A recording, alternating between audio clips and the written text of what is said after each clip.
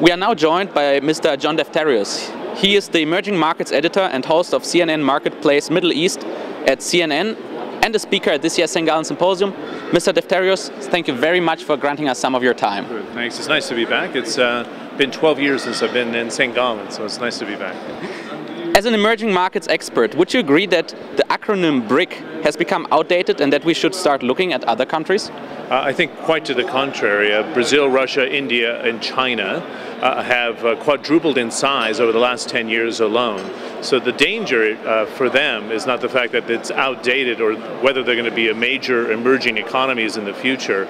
They are, but they're just going to grow at a slower pace, very likely. That's kind of the prevailing view in the markets. Can India continue to grow 7 to 9%, or is it likely to be 6 to 7%? China's been growing at 9 to 10%. Will it grow at 7 to 8%? These are kind of the key questions.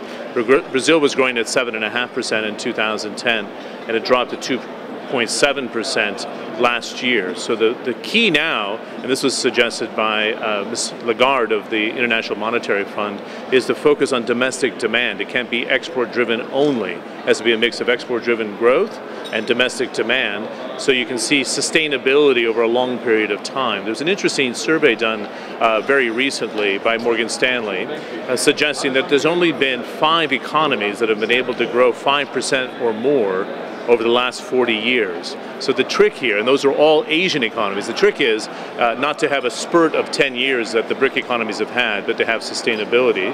And I do think we're going to the next level, as Goldman Sachs and Jim O'Neill was suggesting. He's been a guest on the Global Exchange and a member of our GX20. It's a group of strategists that we have on the program, that we're moving to a different phase, to the next 11. The next 11 promising economies that share a common DNA, and that common DNA would be size, geographic location, low-cost labor.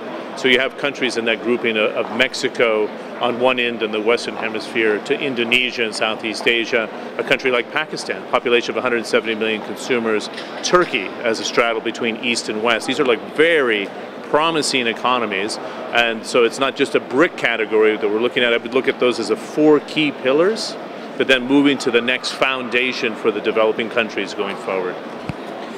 After all the events in the Middle East in the last years, what does the region's future look like? Is it a place for the leaders of tomorrow here at the St. Gallen Symposium to do business in? As you know, I've hosted Marketplace Middle East for the past 5 years, which is a weekly program, and very recently, 6 months ago, launched the Global Exchange, which is an emerging market program.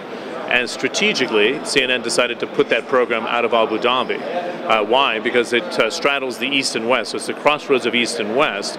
But very importantly, the new trade links that are established between the Middle East and India, the Middle East and China, the Middle East and Southeast Asia, and the Middle East and Africa are fascinating and the real drivers of growth. Now, the big challenge that most people would admit to in terms of those who follow the region very carefully, and I like to think one of those is me, is that it could be potentially a market of better than 300 million consumers. So the strategists and the government leaders and the business leaders are looking to see how do we enhance growth within this market of 350 million consumers so it's not overly dependent on oil exports. How do you build an economic base, just like any other emerging market around the world, that has sustainable growth that's not overly dependent on one key commodity? So that's kind of the next challenge for the Middle East. Will they choose to use a common currency eventually within the Gulf states? That's not known yet. Will they extend this free trade zone? They have a free trade zone in the Arab world, but they haven't utilized it yet because they haven't lowered internal barriers. They haven't made it very easy for labor to move about just yet. They haven't been as welcoming as some would suggest to foreign direct investment. Still gets a very small percentage of global foreign direct investment, but the potential is there to be a true hub like the airlines are right now between East and West. What is the perspective of the countries in the Middle East on the Euro crisis? Do they care at all?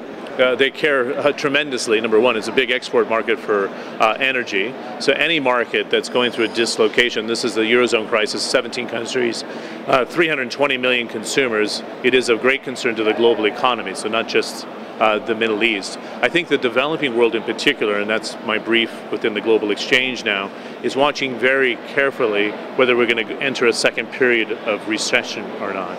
So this is, the US is growing 2.2%. Europe's struggling to come out of recession, bar Germany, which is growing very healthily. But we've seen sweeping political change. What does it mean for the Euro Pact? Is it going to be an austerity pact going forward or a growth pact going forward? The Middle East, but more importantly the developing world that export into Europe are watching very carefully with great concern that they haven't hamstrung themselves too tightly here, trying to hit the deficit reduction and debt reduction targets while foregoing growth.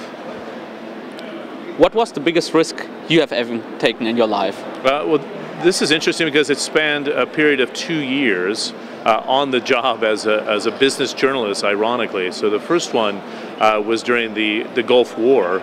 The first Gulf War in 1990 and 91. The actual combat started in 1991. And we went to go do the rebuilding story when I was working for Reuters Television and Nightly Business Report prior to just joining CNN. And the idea was to get there as the conflict was winding down, to do the rebuilding story and the development story and the investment story. And we got there about 10 days before the conflict ended. So what was a kind of a simple business journalist all of a sudden found himself in, tank brigades, and there was still grenades being thrown, and there was still weaponry being exchanged, and still conflict on the ground. So it was my first experience of becoming a war correspondent, even though it wasn't intentional. That was quite a grave risk. In the summer of 1990, when we landed in Dubai, we didn't know the capabilities of Saddam Hussein and whether he had nuclear weapons or not. So when we got off the plane, they handed us a towel and gave us a pamphlet to suggest how do you survive a nuclear attack. So that was quite grave risk, real present danger when I was in my 20s. And then the LA riots. I'm from Los Angeles originally. And the LA riots, you could tell, was a multicultural race tensions on the ground at the time. And we went to go shoot the pulling out of the police in downtown Los Angeles, and there was such a void of any sort of security that some of the shop owners, and this is the case where there was a Korean shop owner, decided to take up weapons himself and started firing at some of the different ethnic groups that were trying to break into his jewelry store. And we were shooting video of the kind of the burning and the riots. All of a sudden we found ourselves in the middle of small arms fire between a Korean jewelry shop owner and some of those who were trying to firebomb his shop. And again, his shop. And you don't know when you're going to be in a situation like that. We're trying to get the best pictures, try to tell the best story, but you end up in the middle of conflict that you were not expecting. Let's hope that such a situation doesn't occur here in St. Gallen. Thank you very much for having you, and thank you for your time, and enjoy your stay here at the St. Gallen Symposium. Thanks for having me back. Yeah.